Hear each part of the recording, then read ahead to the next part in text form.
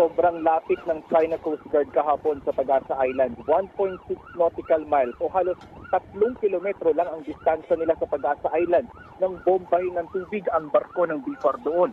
Sabi ni Commodore J. Tariela ng Philippine Coast Guard, ito ang unang beses na lumapit ng ganito ang China sa isla ng Pag-asa na may 500 residente. Dati raw kasi hanggang sa mga sandy cay lang ng Pag-asa nang hahabol ang China. Kaya ikinagulat daw ito at ikinabahala ng PCG, lalo't paglabag daw ito sa soberanya ng Pilipinas. 5 barko ng China Coast Guard ang namataan kahapon malapit sa Pag-asa Island. Meron ding nakitang barkong pandigma ng China at isang helicopter ng kanilang army. 15 naman ang nakitang Chinese Maritime Militia.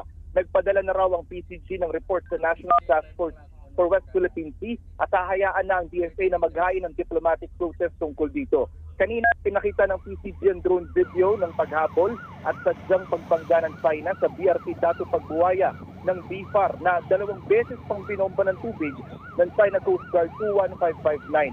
Nayupi ang deck ng barko ng BFAR pero hindi naman daw ito naka-apekto sa seaworthiness o sa paglalayag ng barko. Pati raw Chinese Maritime Militia nakuha na naglabas din ng water cannon kahapon. Sa kabuuan, 3 barko ng BFAR ang binomba ng tubig ng China. Aminado naman ang PCG na wala silang barko sa Pag-asa Island nang mangyari ang pangaharas ng China sa BFAR. Ang 3 daw kasi nilang barko nakabantay naman sa Escoda Shoal, Recto Bank at Union Bank. Nagtungo sa karagatan ng Pag-asa Island ang BFAR para mamigay ng ayuda sa mga mangingisda roon. Pumalag naman ang PCG sa sinabi ng China na naitaboy nila sa Pag-asa Island ang mga barko ng Pilipinas.